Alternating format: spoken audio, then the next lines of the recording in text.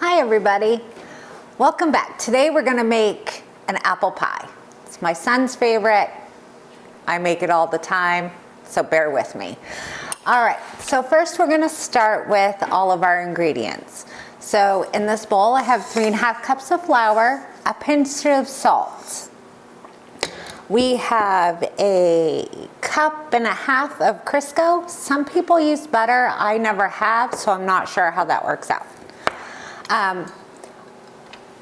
I just fill up a glass of ice water because pie, depending on humidity, the temperature, you might need more than just, I say, just a cup. You might need a little more, a little less. As you'll see when we put it together, we go a little at a time. So I just fill up a whole glass, then I know.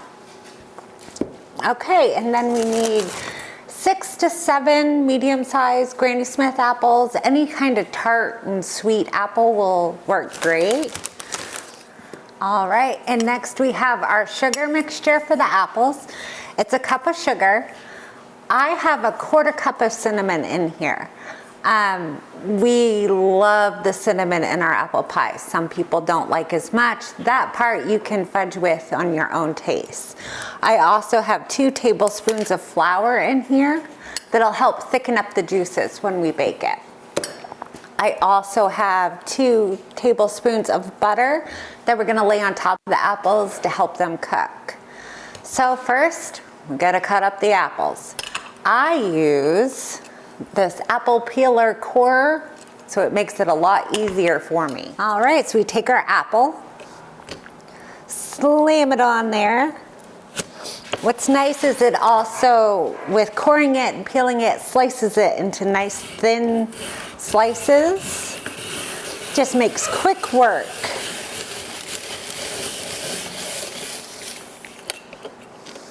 Slide it off, cut it in 4s.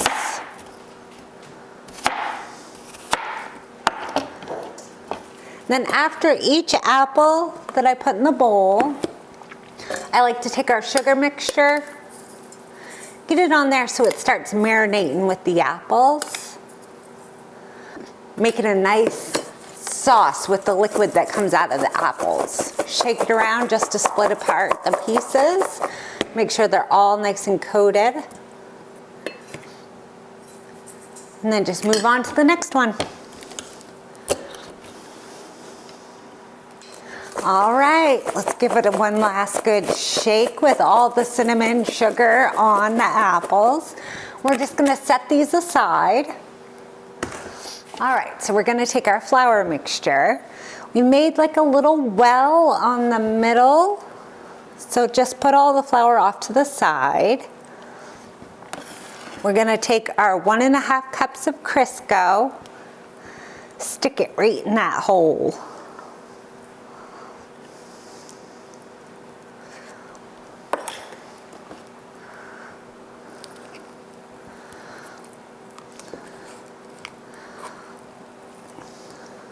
All right.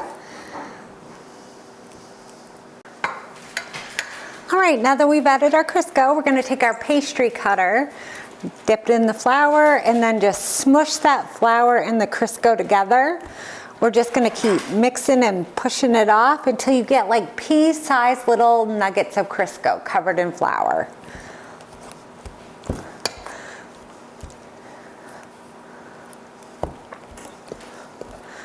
And keep just smushing it and smushing it.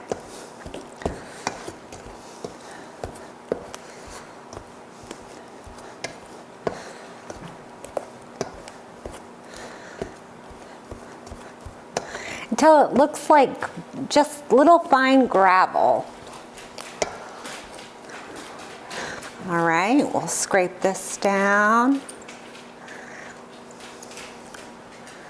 And we'll grab a rubber spatula. Okay, so then we're gonna take our ice water and just a little at a time, just pour some in that middle, work it around. When it starts to, it's gonna start to stick together in a ball. You know you need more water when it's not sticking together. I like to do a little at a time just because you might not need it and it'd be way too wet and then you'd need more flour.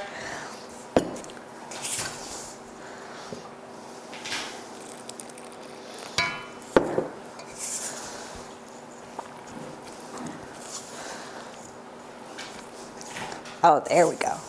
It's starting to stick now.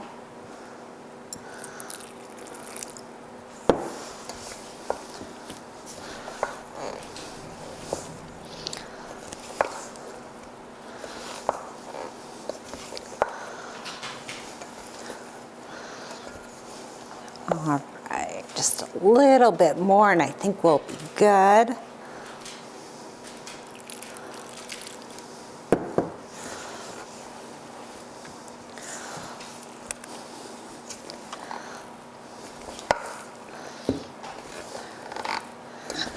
There we go. And once it becomes a ball, it can have a little bit of breaking away, but you'll see that there's like a sheen, a shiny sheen when it's too wet.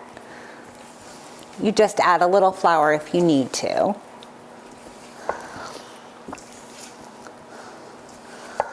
right, that looks good. Now here comes the fun part where we get flour everywhere. I'm gonna take a little bit of flour, put it on your counter.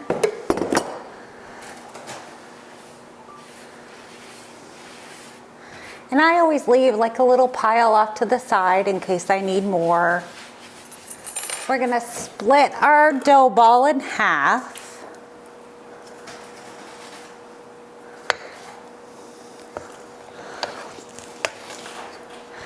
Now if it's a hot summer's day, I would stick the other half in the fridge to keep it cold. But it's the middle of winter, I think we're good. Okay. And you're just gonna roll it up into a ball, get the nice little coating of flour on top.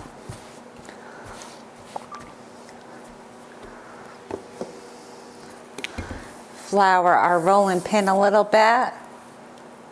I like to make like a little X, and then smooth out the lumps from that X. It helps it stay in a circle.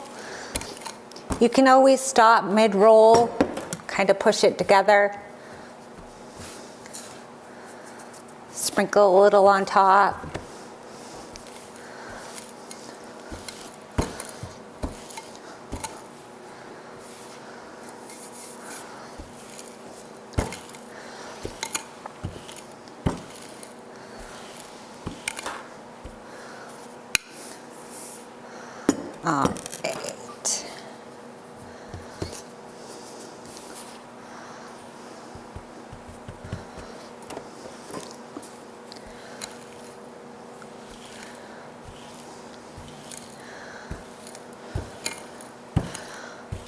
All right. Once you get it all rolled out, just slide it up on your rolling pin, roll it back off the counter, keeping your thumb on the rolling pin so it doesn't roll on you.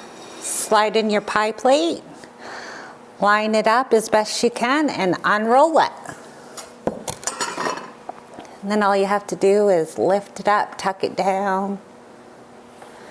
Now you might have, like I have over here, a side that just isn't quite covering the sides. You can always take a piece from over here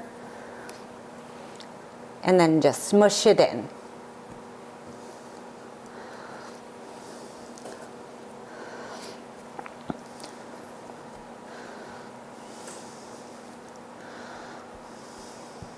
All right. Here I like to trim off all the excess.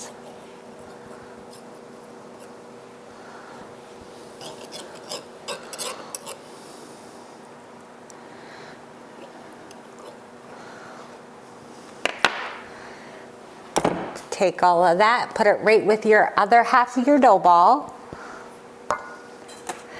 Take your apples, pile them in, your crust.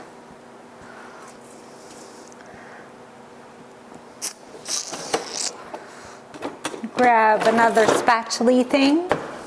Make sure you get all the apples, any juices, any of the sugar. You want to make sure you get all of that in there. Try to keep it off your edges so they stick good later. Now we're going to take that 2 tablespoons of butter, just lay those right on top of the apples, anywhere you want. And we set it aside again. Cover up our board with flour.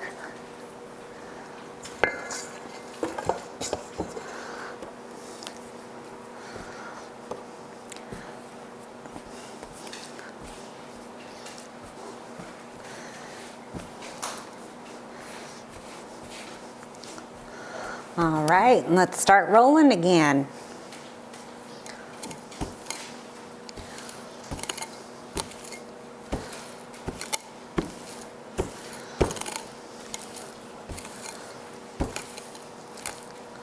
Ooh, we're a little sticky, so we're just going to take a little bit of flour, throw it on top.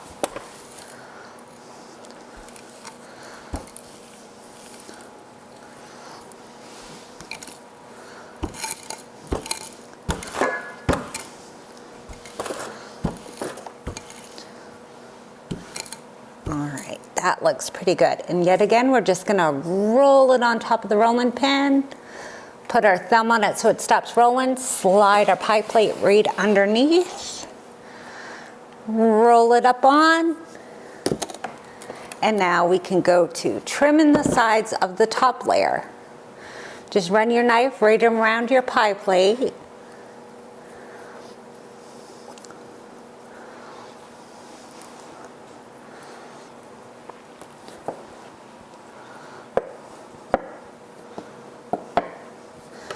Take your extra. We can do something fun with that in a minute. Then we take a knife, we dip it in our powder, flour, and we're just gonna put little fork marks all the way around the edge. That's sealing up the bottom crust to the top.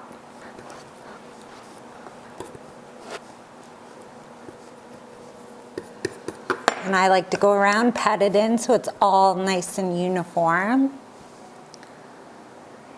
Now here's the fun part. Depending on what holiday is, if you want to say something, what you're making the pie for, you can make any design on the top.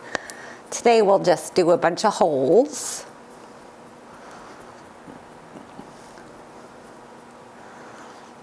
All right, and our oven is already preheated to 400, so now it's just time to stick it in there. It's gonna cook for about an hour, but about halfway through, check. If you're a little too golden on top, that's when you can put tin foil over it, like a little tin. Save the crust from getting too dark. I like to start this way so I can get exactly the right color I like on my crust, and then I can put the tin foil on to finish cooking it off.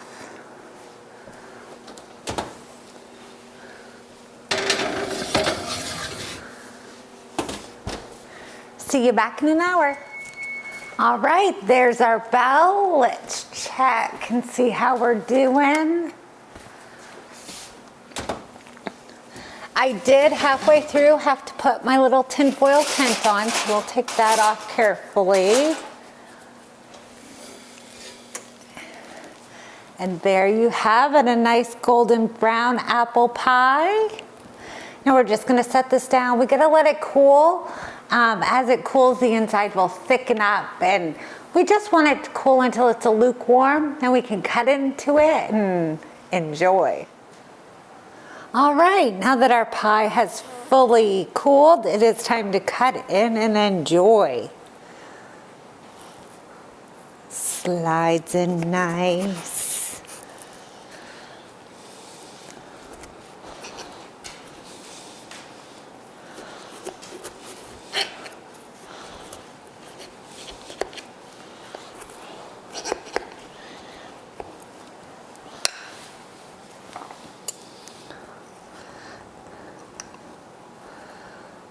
And look at that beautiful caramelized apple pie. All right, that's the end of our pie making experience. Like, subscribe, comment, all of the good stuff, and we'll see you next time.